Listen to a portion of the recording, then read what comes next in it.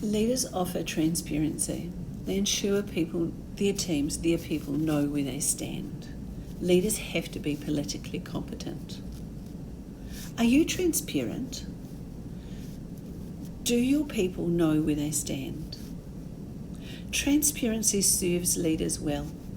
We can call it transparency or clarity or predictability. It is a critical element of successful leadership. Your team need to know how you think, how you work, and how you are likely to respond. That consistency. They need to know that you are fair, that you don't play favourites, and that you are there for everyone. Are you this for your people? Are you accessible to everyone? Are you consulting the right people, or just the same ones?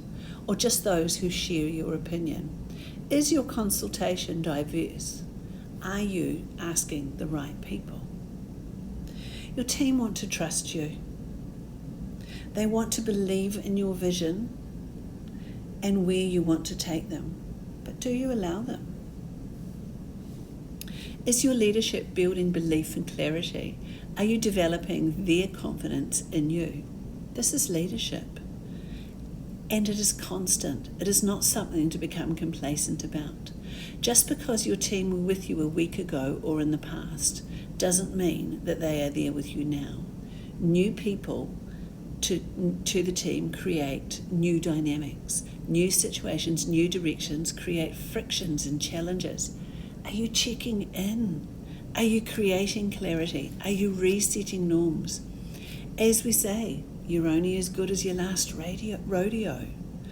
I know when I've taken my eye off the political base of my team, or when I've become really narrowed with my consultation group, or when I have assumed my team are with me, I have had my greatest failures and my biggest career falls. Are you a politically competent leader? It may be time to jump back into the work of Samuel B. Backerich. The win, support, convert skeptics, get results, get them on side. Go back to that book review. It's about mapping the political terrain, anticipate reactions, analyse the goals, understand the agendas, identify your allies and the resistors. And secondly, get them on your side.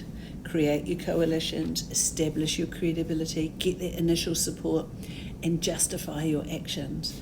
And then that third phase of getting the skeptics on board, get the buy-in, put your ideas in place, and then lead your coalition. And then, of course, Backerich gives us his second book, Keeping Them on Side. You can't just get them there and abandon them and think you're okay. And this is the hard work. This is the momentum, that structural momentum, maintaining the resources and capacity. Have you got the right resources and responsibilities in place to get things done? Create the hierarchies, the systems, the structures, the lines of communication and accountability, but not forgetting teams and the values and the importance of having a team who work together and are there for you and responsible to each other. Are you in that structural momentum providing the resources, but not not becoming a welfare agency? That balance. We have to provide what is needed to do an excellent job. But when we over-provide and when we are overly generous, there are times where a lack of appreciation and expectation that everything will be given takes over. This culture of expectation can then permeate and in itself create a toxicity. No or wait never hurt anyone. Do you give authority in that structural momentum? But have you defined the parameters? Many of us thrive on autonomy. The feeling of making choices and being trusted goes a long way to momentum. However, everyone needs boundaries. A free-for-all ends in chaos. When we know the boundaries and the limitations, we know how far we can bounce. Creativity, energy, and enthusiasm finds itself within these limits. Without a limit, we lose control. Remember back to performance momentum. Monitor and make adjustments. Are you monitoring sure that everyone knows what's expected of them and how they'll be evaluated? Do your team know the boundaries and what you expect? Are these expectations clearly communicated? And the what and the how. Be clear about the subjective bottom line. As you monitor and you review and evaluate, consider what you see, what works and where are the challenges. There may be times to adjust the sails, to work in a systematic and timely manner, and make adjustments, but don't overreact, particularly on the small things or jumping to that squeaky wheel. And that takes us to the cultural momentum. Motivate to sustain focus. Are you and the team on the same page? How are you monitoring the culture of your team? Is your team one where they are motivated by and through your culture? How do you monitor and measure this? Is the culture enhancing and sustaining everyone's momentum? Creating a problem-solving culture, but not processing things to death. Pump up the collective, but don't, forget the individual. Celebrate, but don't worship idols and create an idol in your team. And then finally, political momentum. Mobilise and support and anticipate that opposition. You have to be politically savvy in this job. No matter how effective you are and how good your team appear, there will be opposition and dissension in the ranks. Challenges may come from nowhere. Don't get complacent. You can't take your eyes off the ball. Circumstances, culture, conditions, and situations change. Don't let the coalition mindset slip away. Mobilise for a purpose. Reinforce benefit. Sustain optimism. Maintain your credibility. You've got to grow. And don't feed the Trojan horse. Revisit those people who are in your coalition. It may sound brutal, but are there relationships that have actually done their time? Deal with the dissent and internal opposition. It is a reality and it will be there. Are you sensing and feeling the changing interests? And are you responding to these?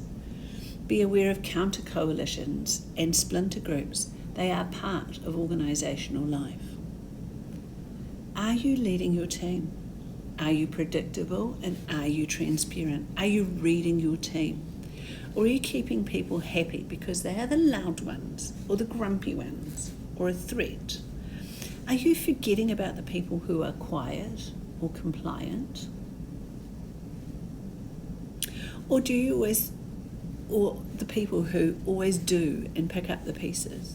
Do you play favourites because they're most like you or they're easier to work with? Are these people similar to your profile? Are you making decisions for everyone and those impacted upon, or because someone else said? Are you deciding for everyone or with everyone? When things go wrong, are you taking responsibility for decisions, owning them and not blaming others? Are you reflecting on where you could have offered direction or been a leader for a better response? Do you understand your role? No, not just the job description, but what the team expect of you. Have you asked? Or is it only ever top down on what you think? Leadership is rough. It is hard. It is political. And are you playing the political game? Are you leading? Are you fair? Are you seeing the impact of leadership, your leadership, through your rose-tinted glasses, or from the lenses of your team? It may be timely to get back into some rereading of our book reviews. There are 2 here. Samuel B. Bacharach does a grand job of offering a new perspective. Revisit your teams. Create transparency.